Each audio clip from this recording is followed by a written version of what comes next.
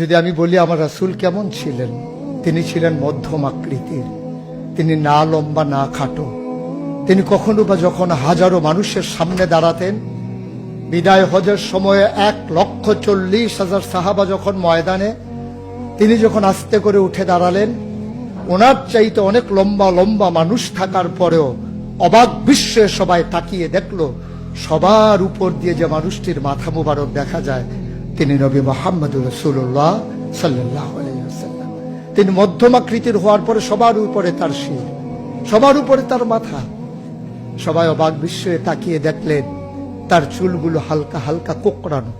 তিনি কখনো বা যখন চুলের ভিতরে তৈল দিয়ে আছড়াতেন, অবাক বিস্ময়ে মানুষ তাকিয়ে দেখতেন, মনে হতো চুলের মাঝে যেন মৃদুমন্দ ঢেউ দেখা যায়। তার কপালটা ছিল চওড়া শুভ্র, তার চোখের ভ্রুগুলো ছিল ধনুকের মতো বাঁকা, তার চোখগুলো ছিল টানা টানা ভাসা ভাসা, তার চোখের পাতাগুলো ছিল গোলাপের পাপড়ির মতো। তিনি কখনো বা যখন চোখের পলক ফেলতেন, অবাক বিস্ময়ে মানুষ তাকিয়ে দেখতেন, মনে হতো মৃদুমন্দ বাতাসে গোলাপ পাপড়ি দোল খাচ্ছে।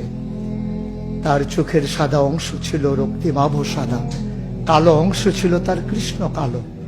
তার ঠোঁটগুলো ছিল গোলাপি রঙের, তার নাকটা ছিল খাড়া, ছিদ্রগুলো ছিল ছোট ছোট, নাকের নিচে ঠোঁটের উপরে ছিল চিকন সরু গোঁফ।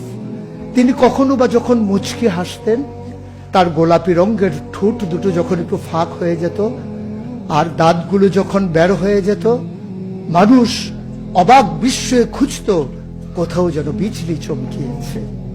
তিনি যখন প্রচন্ড গরমের মাঝে ঘেমে সিক্ত হতেন, কপালে তার মুক্তার দানার মতো ঘাম জমে যেত।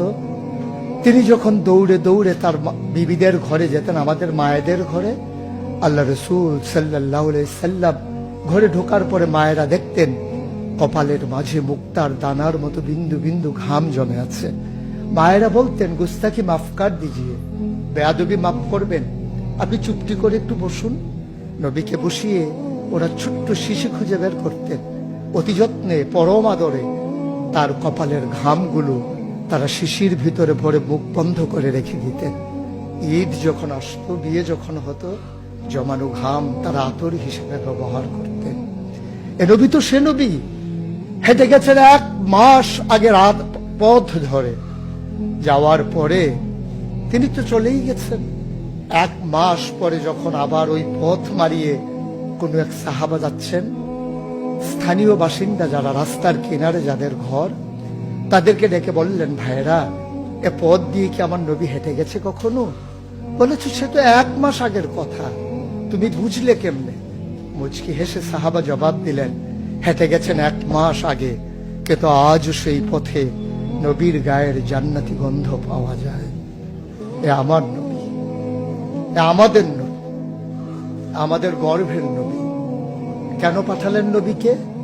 লাকাদ কানা লাকুম ফি রাসূলিল্লাহি উসওয়াতুন হাসানাহ।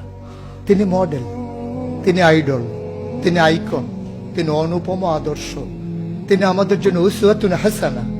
তিনি পথ দেখিয়েছেন কেমন করে একটা ছেলে তার মায়ের কাছে ভালো সন্তান হতে পারে। তিনি আঙ্গুল দিয়ে দেখিয়ে দিয়েছেন কেমন করে কোনো এক স্ত্রীর কাছে ঈর্ষণীয় স্বামী হওয়া যায়। তিনি আচরণ করেছেন মা আয়েশার সাথে এমন যে আচরণ আজও যদি কোনো মেয়েরা করে, তাহলে তার স্বামী হবে তার কাছে সেরা স্বামী। শুধু সেই স্বামী তার স্ত্রীর সাথে সেই ব্যবহার করে। আল্লাহ রাসূল সাল্লাল্লাহু আলাইহি সাল্লাম আদরের নাতি হাসান হুসাইনের সাথে এমনই মধুর ব্যবহার করেছেন। কেউ যদি সেরা নানা হতে চায়, কেউ যদি সেরা দাদা হতে চায়, সেজন্য নবীজি যে আচরণ করেছে হাসান হুসাইনের সাথে, সেই আচরণ করেছে তার নাতনি নাতনির সাথে, তাহলে সে হয়ে যাবে সেরা নানা। কেউ যদি আদর্শ শিক্ষক হতে চান, কেউ যদি হতে চান উত্তম আদর্শের অনুসারী, তাইলে আল্লাহ রাসূল সাল্লাল্লাহু আলাইহি সাল্লামকে আল্লাহ নিজেই জানিয়ে দিলেন যে আমি তো আপনাকে দান করেছি, ইন্নাকা লাআলা খুলুকিন আযীম, আপনি হচ্ছেন উত্তম থেকে উত্তমতর চরিত্রের অধিকারী। চরিত্র হচ্ছে 3 রকম, খুলুকুল হাসান, খুলুকুল করিম, খুলুকুল আযীম। খুলুকুল হাসান মানে হচ্ছে আপনাকে একজন গালি দিয়েছে, আপনি হুবহু সেই গালিটা দিয়েছেন। আপনাকে বলেছে তুমি বদ, আপনি বলেছেন আমি না, তুমি বদ। এটা হচ্ছে হাসান। আপনাকে বলেছে তুমি সাংঘাতিক খারাপ, আপনি চুপ মেরে হেঁটে চলে গেছেন মাথা নিচু করে, আপনি হচ্ছেন খুলুকুল কারিম। আর আপনাকে বলা হলো তুমি খুব খারাপ মানুষ, আপনি চুপ করে তো চলে গেলেনি, মসজিদে গিয়ে আপনি হাত উঠিয়ে দোয়া করছেন, মাওলা সে হয়তো বুঝিনি, সে যদি বুঝতো আমাকে হয়তো বলতো না, তার জন্য উল্টা আপনি দোয়া করে দেবেন। এটাকে বলে খুলুকুল আযীম, যেটা ইন্নাকা লা আলা খুলুকিন আযীম। আল্লাহ বলছেন, ও নবী, আমি হলাম সর্বোত্তম মর্যাদার অধিকারী, আর আপনি হচ্ছেন সর্বোত্তম চরিত্রের অধিকারী।